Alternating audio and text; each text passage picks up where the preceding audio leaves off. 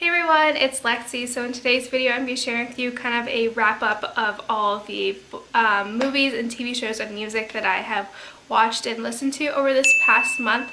And before I forget, I am doing Vlogmas this year, so please subscribe to my vlog channel. I'll have it linked up in the cards and down below so you can go check that out, so you can kind of see what I'll be doing this month, which is really exciting. December is like my favorite time of year. It's my birthday and Christmas, and I get to go home, so please do go subscribe to that so you can go see all that fun stuff. And so yeah, basically for music this month, there was like 3 big releases for me that I've just been listening to non-stop. First one would have to be Unapologetically by Kelsea Ballerini. This was a very much anticipated on my end. I'm a huge fan of hers. I really loved The First Time, which is probably one of my favorite albums, and it was so good. And I loved Legends when she released it over the summer. Like, I just listened to that song on repeat. This album is amazing. I think my favorite songs on there are Get Over Yourself, End of the World, Legends, Unapologetically, and In Between. I think those ones are my favorite. It's just a really good album. It has very similar vibes, I think, to Taylor Swift Fearless, just in terms of like the tone of the album. So I highly recommend you check this out. She is country, but I think it's more on the poppy side, so you can kind of get away with that if you don't like country, but I think a lot of you guys will really like this album. Next, obviously, has to be Reputation by Taylor Swift. I was really much like so excited for this. Like, I can't explain how excited I was. I'm a huge Taylor Swift fan, and I will say I was not the biggest fan of Look What You Made Me Do.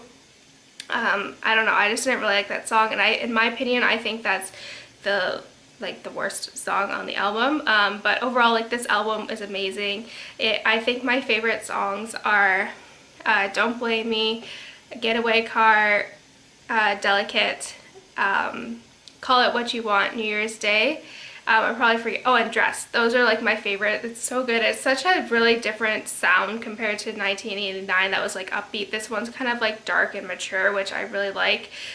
There's like I said, like these 2 albums I was so much I was so excited for, so I was really excited. So that's what I've just been listening to nonstop. And then later this month we also got 10 Years EP by Aly AJ, which I would like. Growing up, like if you were a 90s kid, like Aly and AJ were like really big. I remember seeing them in concert when we were like little. But they had their EP come out that had 4 songs on it. I think my favorites on there is I Know and Promises. Like, they're really good. So if you haven't listened to them, it's like kind of like 80s pop but done really well, and I highly recommend you check those 2 songs out. Like, they're really good. If I can find them, I'll link them down below so you can go check it out. So for TV shows, there hasn't been that much of a change. Obviously, I have my kind of standard shows, Law & Order SVU, Fixer Upper started, which was really fun. This was the first time I've been watching it live because I just discovered it last year, but it's the last season, but that's okay. I can go back and watch it from the beginning because I've only seen a handful of them. So Fixer Upper started, which I was really excited about. Obviously Law & Order is still going, Modern Family, and This Is Us. I like the shows that I've currently been watching a lot.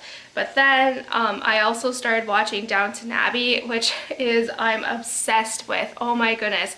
I don't know why it took me so long to like decide to watch this show, because I've heard so many great things and I love historical fiction, and I'm in love with this show. I'm like halfway through season 2. I've been kind of spoiled with some of the major plot lines because I know this show was like huge and it ended like a couple years ago, so I've been spoiled for some of the stuff, but overall I really like it. They do a really good job with that show. I think my favorite character is the Douglas. I think that's which is Violet, but which is like Professor McGonagall's character in here. She has like the best one-liners. That show is so good, so it's like my new thing right now, so I just can't wait till finals are done so I can just binge watch it because I've been loving it a lot. So next, moving on to movies, we'll head over to my Letterboxd page, so you can go follow me down there as well. My username is LexieDM14 if you're interested to see like kind of what movies I've watched this year. I'll have everything linked down below, so let's just roll on into it. Alrighty guys, so again, as I said, that you can follow me on Letterboxd. My profile is LexieDM14, so you can go check that out and follow me if you want to see kind of live updates of what I'm watching. So as you can see, November I did not watch a lot of movies. A lot of them were rewatches. There was only one that was new. So on December 10th, I rewatched Mrs. Doubtfire. I think that I went home actually for my dad's 50th, and at dinner I was like, yeah, I watched Mrs. Doubtfire for the first time. And my parents were like, you've never seen it? I'm like, yeah, we never watched it.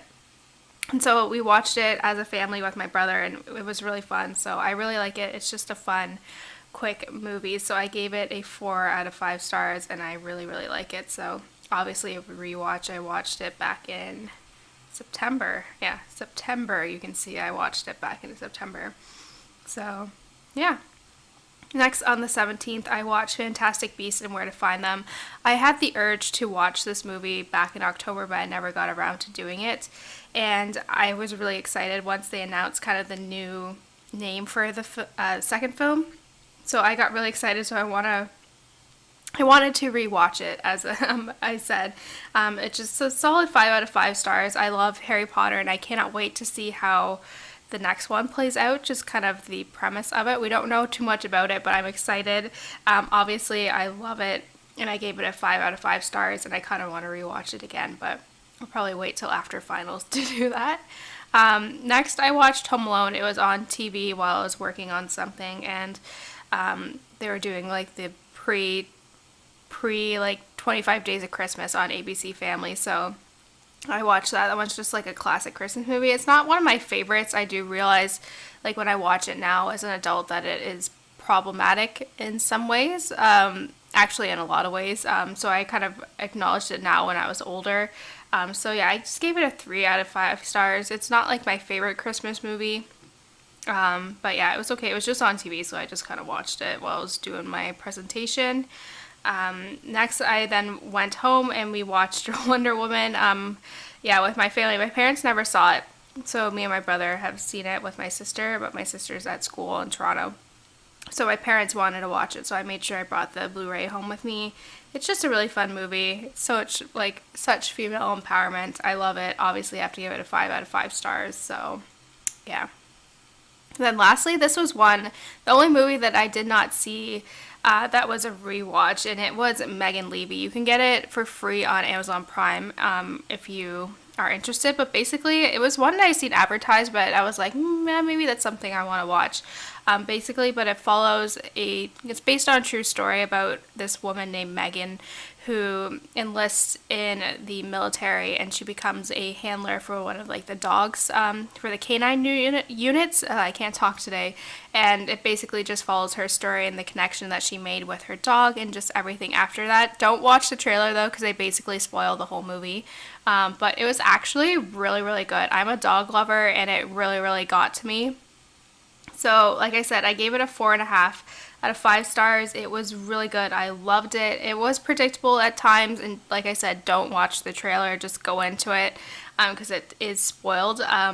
They do spoil it. But yeah, like, it's so good. Go check it out. Like, this movie was just really, really good. If you're a dog lover, it's gonna get you, I am gonna say. But yeah, it was really good. I have put it on my Christmas wish list, so hopefully that'll be something that I get for Christmas, so I can just kind of rewatch it over again, because it is really good. It has a really good cast, and there's like Malfoy, the guy who plays Tom Felton, plays Malfoy from the Harry Potter series, who has like kind of like a southern accent in there, and it was like, oh, that's weird.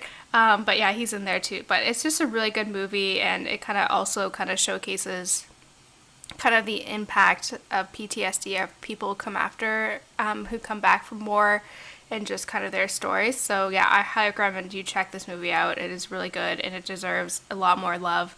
It has really good reviews on Rotten Tomatoes, but other than that, I haven't heard anything else about it, but I highly recommend that you check this movie out.